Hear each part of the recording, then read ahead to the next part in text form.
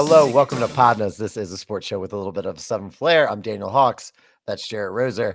And today we are going to be going over a game-by-game breakdown of the LSU schedule. Jarrett, how you doing? Good, man. Think I'm feeling a little bit better today than you are. Look at you. Why are we even bringing it up? Like, the people can see that I'm hurting, all right, and I'm not doing well. I'm in a dart league here in Chicago, and we had our end of season party last night, and there were free drinks. So I'm a little worse for the wear, but I'm here, and we're gonna make it work. Uh, how this is gonna work? We're gonna go game by game and kind of just give you our thoughts and feels on each game of the LSU schedule. Do we think they're gonna win? Do we think they're gonna lose? What's gonna be their record at the end of it? We will find out by the end of this Podnas episode. So let's get into it. Do you have anything? Yeah. Am I just reading off the schedule? It's not like prompted or whatever, or did you want I was going to. There will general... be. I mean, we're gonna do, as you guys saw, graphics galore. We're gonna do that again this episode. I'm the host. I'm the one that doesn't want to talk as much today, so I will say the name of the game, and then we'll kind of go into from there. Does that work for you, Jarrett? Yeah. So you just wanted general thoughts. I also didn't know how to start for a second, and then we were there, and then there's dead air, and then dead air. So look, setting the stage overall, Brian Kelly's third season. We've talked about it before. There are expectations for him, given his track record of success in his third season at a new school. There's obviously a lot of expectations watching what other LSU coaches have done in their second and third years of success in purple and gold. And so it feels like a pivotal year. The program has been a 10-win team each of the last 2 years under Brian Kelly. I think in a lot of ways, a little bit ahead of schedule in his first year to win 10 games, beat Alabama, all those things. And so a lot of eyes on this team this year, particularly as we move into, folks saw our college football playoff draft, the expanded 12-team playoff system, where there's an opportunity for the Tigers, even without potentially winning the SEC, maybe even without being, one of the top 2 teams in this expanded SEC, to still make the playoffs. And so expanded SEC, expanded playoffs, a lot going on, and a Tigers team that has expectations of being involved, in that top group in both capacities, conference and nationally. I love the fact that it's not years past for, I think the entire college system that we've known, you lose one game and you're pretty much kaput. I love that this is going to give more teams the opportunity to get in there, and maybe a team that did falter early on in the year has an opportunity to still play for a national championship, which is, I think why a lot of these guys do it, or at least to make their mark and get an opportunity to play for something bigger than themselves. So we'd love to see that for LSU, but let's get into it. First game, USC, September 1st in Las Vegas, Nevada. USC already tried to back out of this game, so I'm definitely not going to pick them. Let's just get my pick out of the way. Jarrett, what do you see from this game? Yeah, I think starting this season, I put little notes of some of the biggest pivot point games throughout the season, and it starts right off the bat with a huge nationally high-profile matchup, 2 teams that, both laid claim to the same national championship 20 years ago, and we finally get a chance to see these guys on the field. And the thing that worries me okay, wait, hold on. Who raised the trophy in 2003? Was it USC? Yeah. No, it wasn't. FUSC. Look, there's no debate on here of who was the national champion. The Tigers won. Claim. Yeah, the Tigers won the national championship in 2003. The Trojans did claim a national championship that year, though. Whether or not that matters, I claim that Brad Pitt's my brother. Doesn't make it true. All right. Did you say Bad Pitt? I did say Brad Pitt. I will in the editing. I'll figure out but now I'm only going to call him Bad Pitt. Anyway, yes, LSU won a national championship. USC tried to claim it the same year. I think, as we just saw in young Daniel's eyes, as I said that they both laid claim, this has ticked LSU fans off for 2 decades. And Yeah. now we finally see these two teams on the same field to start off this season. A lot of attention on a national scale out in Las Vegas. The thing that worries me is LSU has lost its first two openers under Brian Kelly, has not started the season well.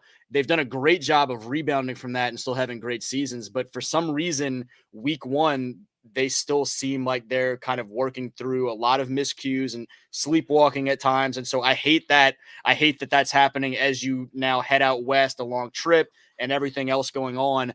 This, and you have a lot of question marks for this LSU team, particularly on defense, to answer. And so it'll be interesting to watch how much better, hopefully, they start this season, come out of the gates than they have the last couple of years. All that said, I think this is the year they finally get on the right side of that, learn from some of those mistakes, come in to the season a little bit more in rhythm after what I think has been a really strong camp overall, and start the season 1-0 for the first time under Brian Kelly. I hope that happens. Obviously, I'm going to hope we win every game. That I say this. I may make us, undefeated. We'll see as we get through it. I do not want us to. I want us to quit scheduling good teams the very first week that we play.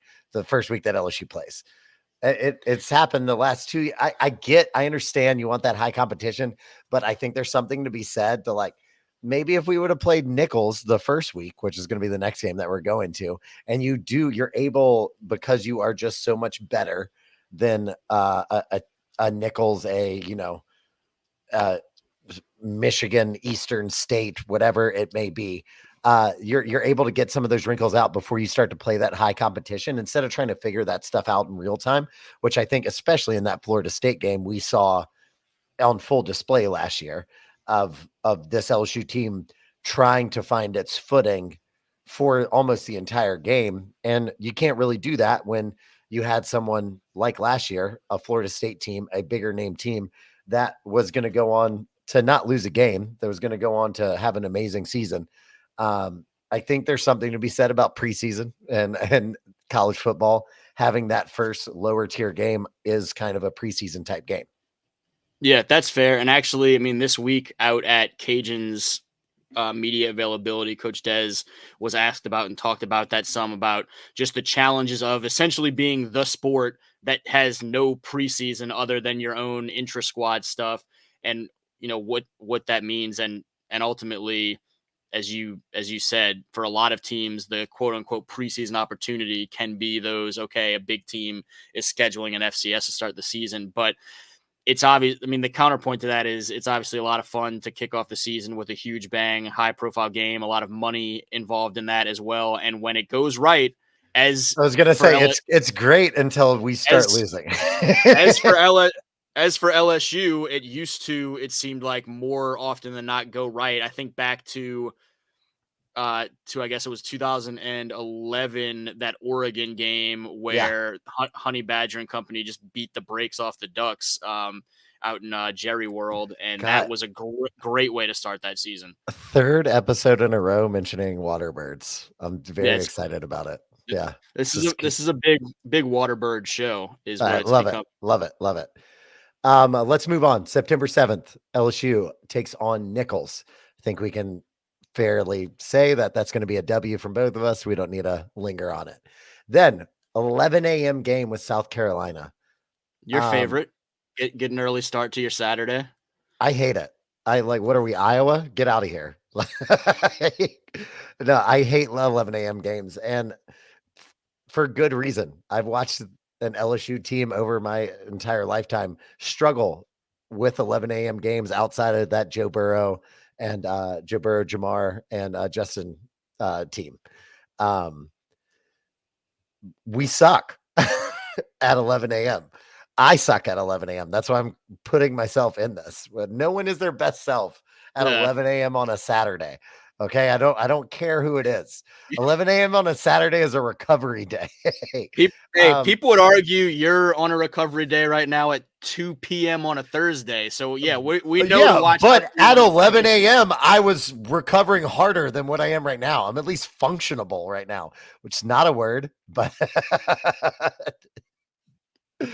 oh man, I kind of just want a curse jar just to throw it up there, but I'm not gonna do So it. as worried as you are about how you start that morning, are you worried enough about the Tigers that you're saying I they go am. on the I am. road? And I think that this could be a little bit of a trap game, especially I feel if they come out hot and take care of business versus USC. They have that Nichols game.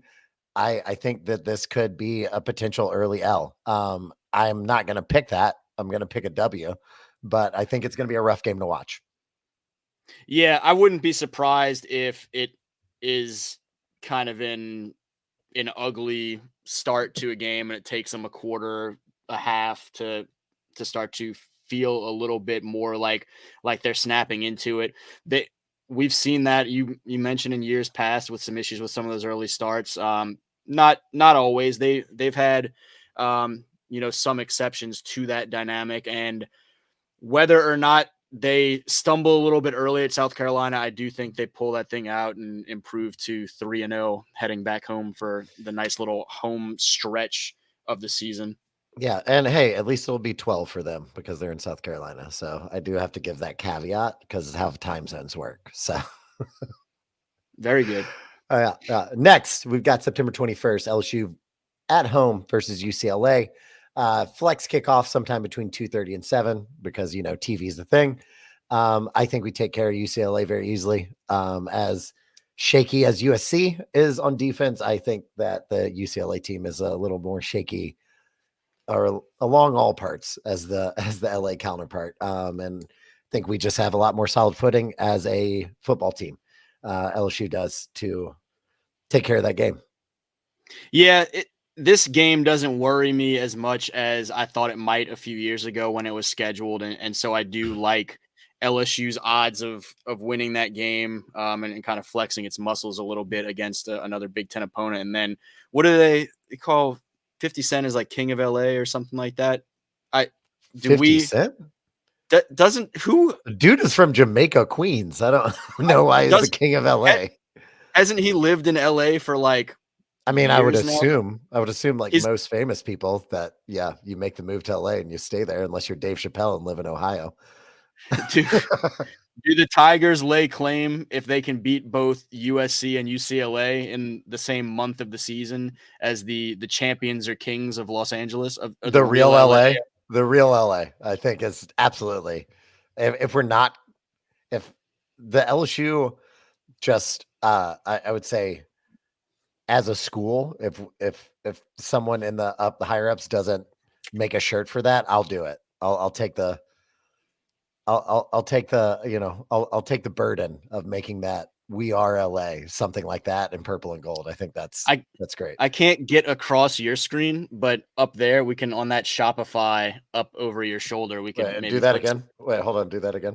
Oh wow, this is gonna be great It's gonna television. be. Oh my god, it's gonna be lovely. Wait, you got to get there. You got to. I know. I'm losing track. There we go.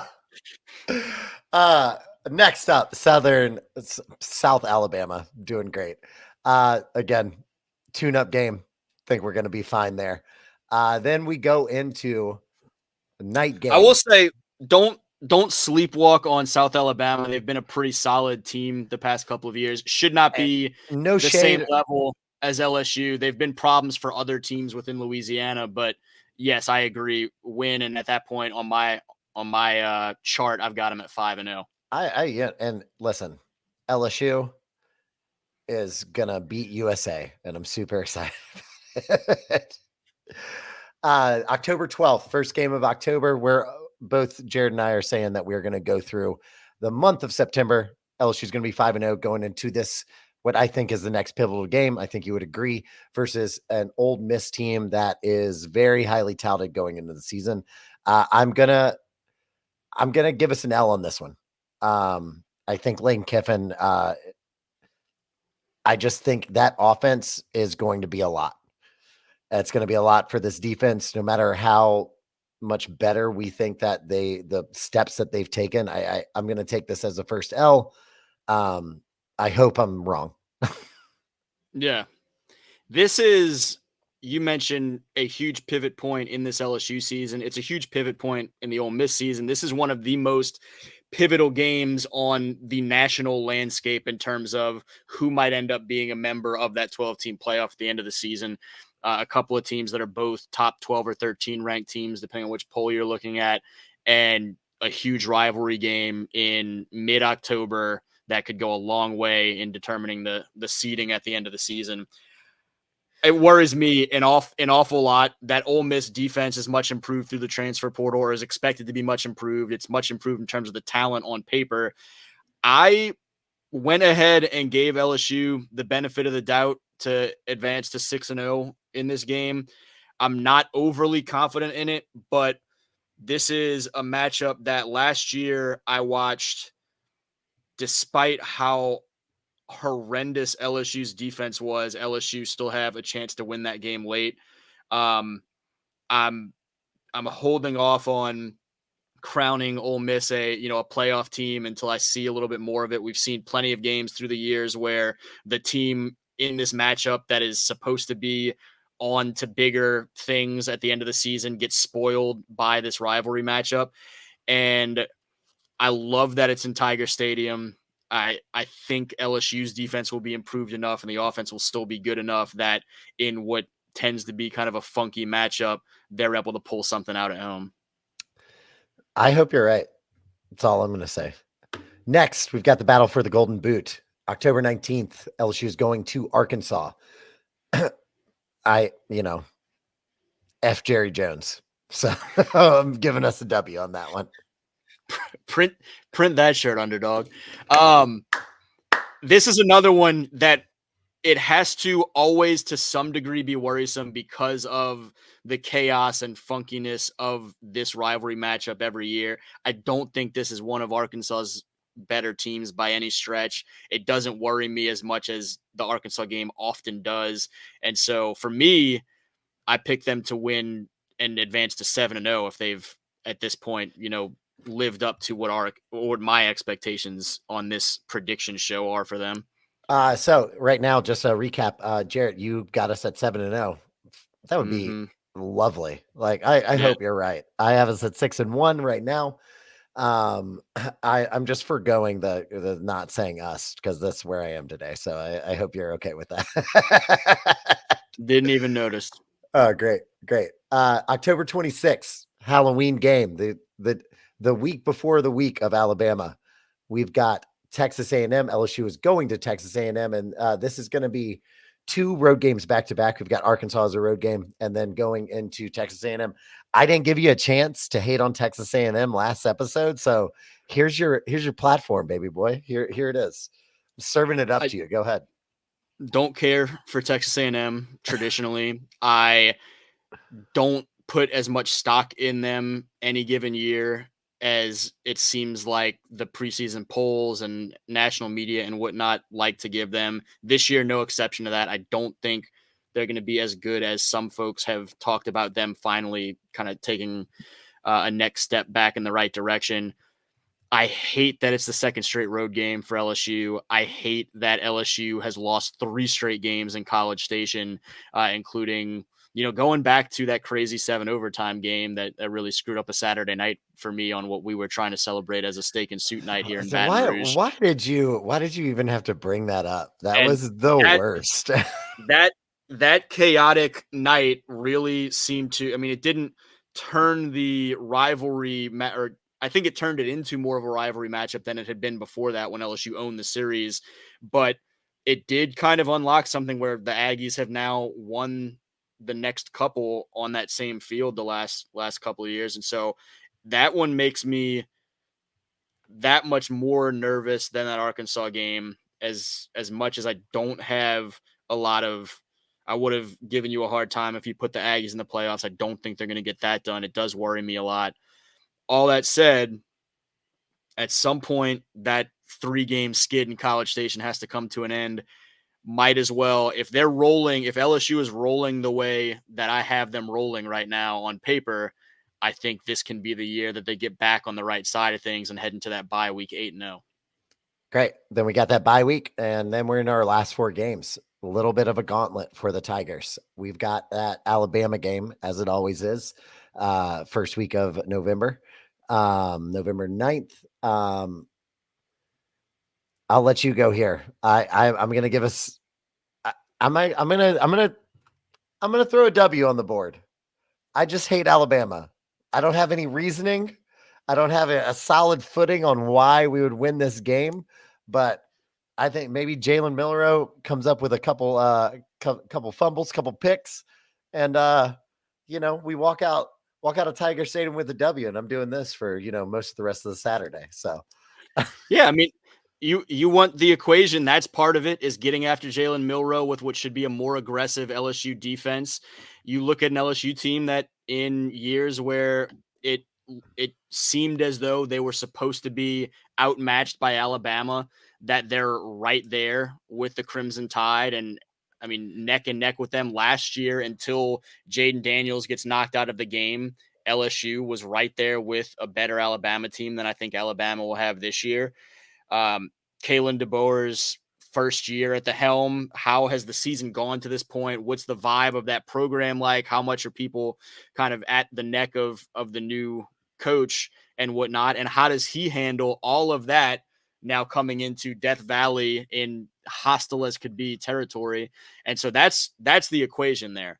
yeah, I put this down as LSU's first loss. I don't think they're getting to this point and being 9-0. There's too many question marks for me that whether it be an Ole Miss or an Alabama or whatever, I think there's somewhere where they'll probably slip up. On my paper, I put it as this one, to end up falling to 8-1, still being in great position on the season. But I yeah, just feel I like don't know. being at home, being in Tiger Stadium is just going to be the biggest advantage, especially with the new coach Kalen DeBoer being first time in the SEC, first time in Tiger Stadium.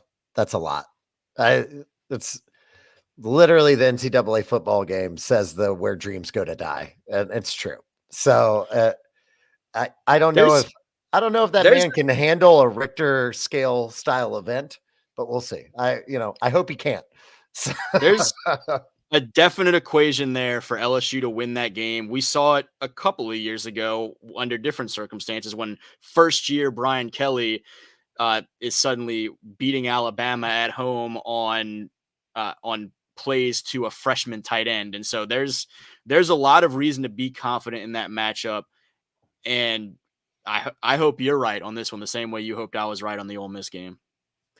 wonderful. Let's move on. November 16th at Florida, going to the Swamp. It's always hard. I'm gonna, as much as I don't want to say it, it's hard playing the Swamp. It is a rough environment. I was thinking that LSU was going to have around 2 losses this year. That's kind of in my head. And so where those 2 losses going to come? I think, I don't think this team, with everything that they're going through, the revamped defense, trying to figure that out, I don't think you can take out a road loss. It's a rough SEC schedule. So I'm going to go with the second loss there at Florida. Yeah, very realistic. You mentioned going to the Swamp the week after that game against Yeah. Alabama. The week after the Bama game has been issues at times for LSU in the past decade and a half. And so there's a lot to that equation. I don't think this is a great Florida team, but I think it's a team that has enough talent and maybe at this point in the season has enough desperation to get somebody. And I hope Yeah. it's not LSU. I'm picking LSU to go to the Swamp and win that game and improve to 9-1, but that's another one that makes me super nervous on this schedule. Hey, and the next game, Saturday, November 23rd, Vanderbilt. They're in the SEC for that GPA. So we appreciate you, but I don't think they're going to pull out that W. So, Yeah, that's one that does not make me nervous, like, no. at all.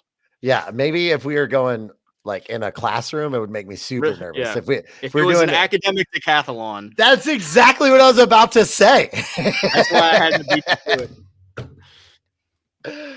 Oh, so the last game of the regular season. Hopefully, we'll be playing for more after that, especially for me because I'll get a point. Saturday, November 3rd, the day after, or the Saturday after Thanksgiving. It is no longer Texas A&M. It is no longer, who was it before that? Who are we playing? Arkansas. Arkansas. It used to be Arkansas for years. It's Yeah. now going to be Oklahoma. I don't like Oklahoma. I think that we're going to end the season on a high note. Go into hopefully not just a bowl game, but a playoff game. And hopefully we're positioning ourselves in a spot where where LSU can get a home playoff game for the first ever college playoff. That would be spectacular. I may already be booking my ticket now. Who knows? How do you see this Oklahoma game and this last game of the season and possibly postseason beyond that?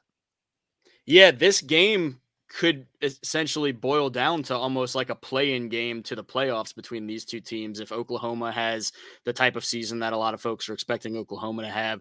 I'm a little bit hesitant on Oklahoma in the big picture and being a playoff team. Obviously, on our playoff draft, they were relatively far down my list and maybe closer to 20 or so. I wasn't looking at them having that type of season necessarily.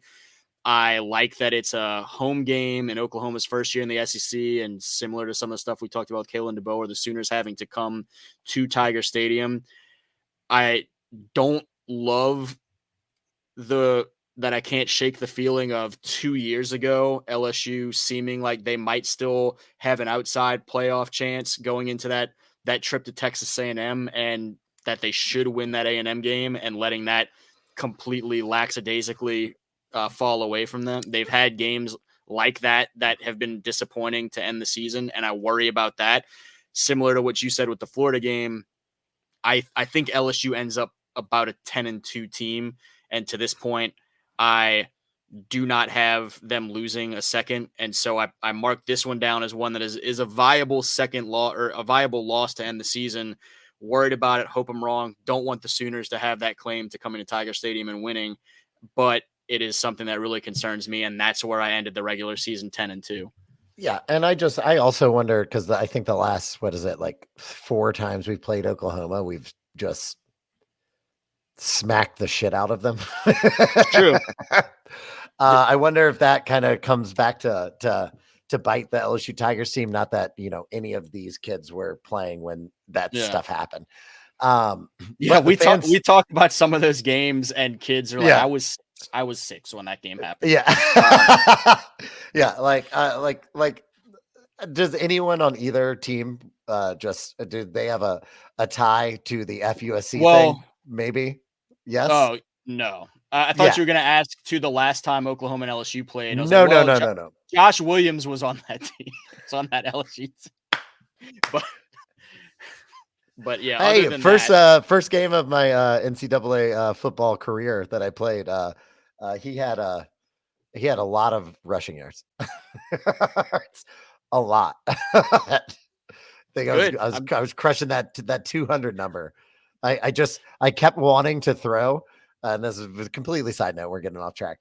I kept wanting to pass, but every play I ran, it was just like 5-7 yards. I was like, well, you should do that again. Why don't you just keep on trucking? Yeah, man. You keep doing what works until it don't work no more, until they stop you. I love that. So at the end of the day, we both kind of come with the same 10-2 energy, but we got there a little bit different. I hope that we're both wrong on every single loss that we have, and we're moving forward as an undefeated number 1 team in the country. Get out of here, Georgia. The defense is back. We're here every week. PODnas. There we go. I like your enthusiasm on that, man. I appreciate it. That's what I'm going to try to do. I'm going to get out of here and go order hangover food. That's what I'm going to do. Jarrett, do you have anything else before we go? Yeah, we obviously ran a little longer on this than we intended, but I did want to just mention some of the other colleges around the state, little quick notes going into the season. We won't do a full schedule run through of any of them, but we talked some during the college football playoff draft. We really like this Tulane team. Think there's an opportunity there. They've got a couple of huge games early in the season, at home against Kansas State and going to Oklahoma, and so we'll have a really good sense of that team in September and what their ceiling becomes on the big picture stage. The Cajuns, I like kind of where they're at this point in camp. They're just trying to find a little bit of consistency. I think they have a chance to be a pretty solid team. The University of Louisiana, Lafayette. Yes. They I'm not quite as high on them as on Tulane, who I think has a realistic chance to be a ranked team here before too long. But I'm excited about getting a chance to start this Cajun season, certainly, and they have some big games on the schedule as well. I'm less familiar with ULM, worried about them, but I know, and this is going to be the part of this that you really enjoy, quarterback General Booty is really excited to get ULM off of a 10-game skid and back in some positive direction. They're going undefeated. And then the other FBS program up north, just kind of winding it down. We'll stick to the FBS teams. Louisiana Tech. This is a really important year for Coach Cumbie and company to get some things, to take a next big step. He feels like they're positioned to do so. Their schedule sets up to me really favorably, where I do think they can be a 7, 8, 9 win type team because of the way the schedule falls. And so that would be huge for those guys. And we'll see how it all plays out. But obviously keep an eye on this LSU team trying to make the playoffs. Tulane potentially trying to sneak into the playoffs as that G5 rep. And it should be a really fun fall all over the state for those FBSs, as well as some great FCS football as always around Louisiana. Football is back, baby. Football is back. We are here. We are on the precipice of another season, and I cannot wait. I cannot thank you enough for saying the word precipice. Just impressed me on the tail end of your hangover show. Nice job. Yeah, I don't even know what that means. So I do. I just don't ask me to explain it. We are going to keep you updated on all things throughout the state. Every team, the highs, the lows, not just with LSU. We're gonna recap the Tulane. We're gonna recap ULL. We're gonna recap ULM. We're gonna recap La Tech. Hell, may even throw Southeastern in there. Let's do it. All right. Proud alum, kind of. Not really. I went there for 1 year. All right. That's expected to be one of the first college teams I see this season. Southeastern opens on the Thursday night at Tulane, and so I'm planning to be down there. Should be fun. I don't know if it's still a thing, but is the buzz still in Hammond? Don't go there if it is, but I've never been to the buzz. I've only heard of the buzz. Oh man, I went to the buzz way too much my freshman year. That's why I had to get out of there. Shouts out to Hammond, shout out to Southeastern, shouts out to all the teams, all the guys that are about to start up. We're running way too much over time. You can follow us on PODnas_LA on Instagram. Follow Louisiana versus all y'all for all recruiting content across the state and more just Louisiana content. Jarrett's there for you guys. I'm here to just make nonsense and something for the people to make fun of. That's what I'm here to do. So we are going to get out of here with that. I hope you guys have a lovely day. Please come back, share, like, comment on this video. We'd love to hear from you. PODnas out. And it's a ticket talking margin for the biggest. That's a comma and a comma and a comma. Gotta get it. I've been comma and a comma and a comma. Gotta get it, get it, get it, get it. Comma and a comma. Gotta get it.